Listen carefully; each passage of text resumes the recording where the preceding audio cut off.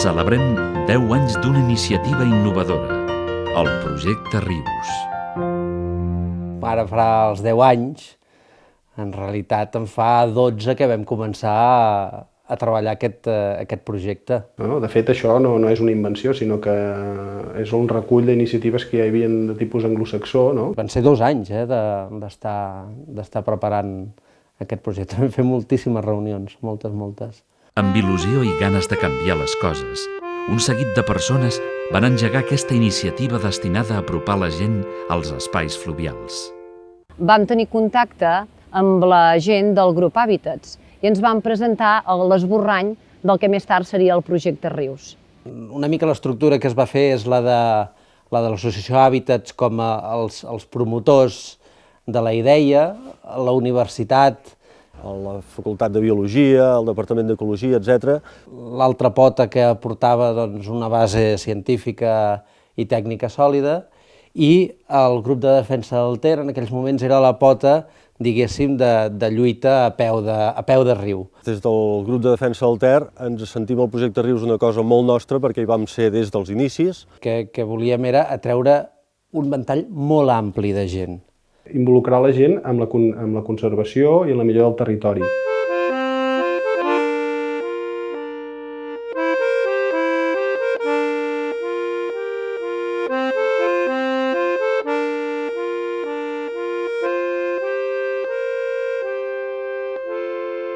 D'alguna manera, el riu és com si fos el reflexe de les nostres accions. I per això calia que la ciutadania tingués una part activa en la defensa i la conservació del medi.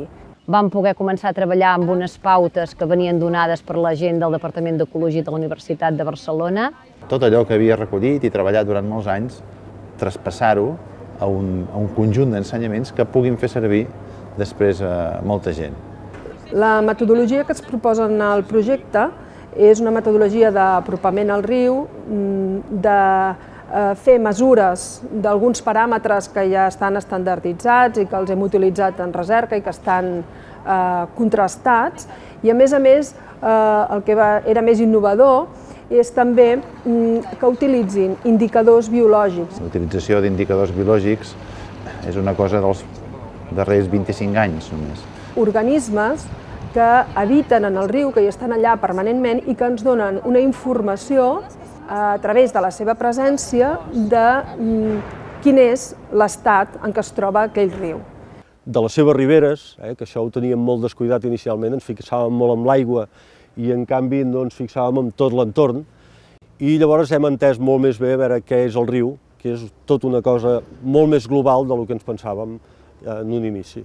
Nosaltres el que hauríem de donar és unes eines a la gent perquè es pogués acostar al riu d'una manera rigorosa i que prengués unes pròpies reflexions que l'ajudés una mica a donar-se en compte de com estava tot. Podem dir que en els últims 25 anys hi ha hagut un notable increment de la qualitat de l'aigua dels rius, des que hem passat d'una situació molt dolenta, en alguns casos una situació dolenta o regular.